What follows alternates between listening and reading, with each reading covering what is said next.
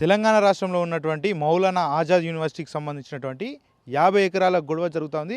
ప్రస్తుతం దాని గురించి మనతో మాట్లాడడానికి బీఆర్ఎస్వి నేత రాజేష్ నాయక్ ఉన్నారు. మాట్లాడించే ప్రయత్నం చేద్దాం. చెప్పండి, ఆ 50 ఎకరాలకు సంబంధించి పెద్ద ఎత్తున చర్చ నడుస్తూ ఉంది. ఇప్పుడు రేవంత్ రెడ్డి అనేటోడు విద్యాశాఖ మంత్రి ఉన్నాడు, ఈ రాష్ట్రానికి ముఖ్యమంత్రి ఉన్నాడు. ఆయనకు కావాలి అని అనుకుంటే ఈ ప్రజా పాలన అని చెప్పేసి ఇవాళ దుర్మార్గమైన నిర్ణయాలు తీసుకోవడం అనేది హేయం. వాళ్ళు ఏమంటారు, ప్రభుత్వం ఏమంటుంది అని అంటే 50 ఎకరాల భూమి ఆడ ఉత్తిగా నిరుపయోగంగా ఉన్నది, మీరు ఆ భూమిని మాకు ఇస్తే మేము అమ్ముకుంటాం, రియల్ ఎస్టేట్ చేసుకుంటాం అని చెప్పేసి ఈ ప్రభుత్వం చెప్తా ఉన్నది. అరే నాయన, మేమంటున్నాం ఏంటంటే యాజ్ ఎ విద్యార్థి సంఘ నాయకులుగా పడాబడి ఎందుకున్నది? ఇన్ఫ్రాస్ట్రక్చర్ డెవలప్మెంట్ కోసం డబ్బులు ఇస్తే కదా దాంట్లో హాస్టల్ కట్టుకుంటారు పొరాళ్ళు. ఆ యొక్క యూనివర్సిటీకి సంబంధించిన హాస్టల్స్ కడతారు కదా, గర్ల్స్ హాస్టల్స్ లేవు కదా అక్కడ. ఒక్కొక్క రూమ్లో రీసెర్చ్ స్కాలర్స్ జనరల్గా ఒక్కరికి ఒక రూమ్ ఉండాలి, కానీ వాళ్ళు 2, 3 అలాంటి పరిస్థితి ఉంది అక్కడ. అంటే ఇన్ఫ్రాస్ట్రక్చర్ డెవలప్మెంట్ కోసము ఇంత ఫండింగ్ రిలీజ్ చేస్తే ఆ సెంట్రల్ గవర్నమెంట్ కానీ నీ యొక్క స్టేట్ గవర్నమెంట్ కానీ రిలీజ్ చేస్తే వాళ్ళు కట్టుకుంటారు కదా. నువ్వు ఇవాళ దౌర్జన్యంగా నాకు 50 ఎకరాల భూమిని నేను దోచుకొని పోతా, దొబ్బుకుంటా, నా యొక్క సంబంధించిన వాళ్ళకి ఇచ్చుకుంటా అని అంటే మాత్రము ఇది కుదరదు కుదరదు.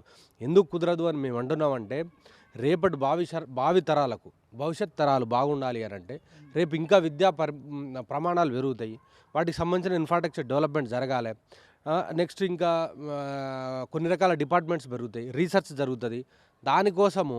అందుకోసమే ఇవాళ యూనివర్సిటీస్కి 1000 ఎకరాలు కేటాయించేది దానికోసం అందులో భాగంగానే కేటాయిస్తారు.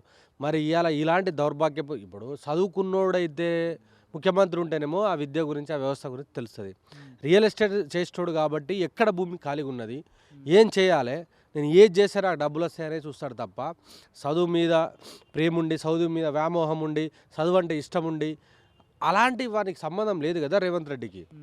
అందులో బాగా ఈ మధ్య కాలంలోనే ఒక వ్యక్తి అన్నాడు, రేవంత్ రెడ్డి విద్యను ప్రేమిస్తూ ఉన్నాడు, విద్య అనే ప్రేమ రేవంత్ రెడ్డి ఉన్నారంటూ కూడా కొంత వ్యాఖ్యలు చేసి. నిజంగానే మరి రేవంత్ రెడ్డికి విద్య మీద ప్రేమ ఉంటే ఇట్లా భూములు అమ్మడం అంతా జరుగుతుందా? మీరు అన్నటువంటి అదే ప్రొఫెసర్కి సిగ్గు శరం ఏమైనా ఉన్నదా అని మేము అడుగుతా ఉన్నాము.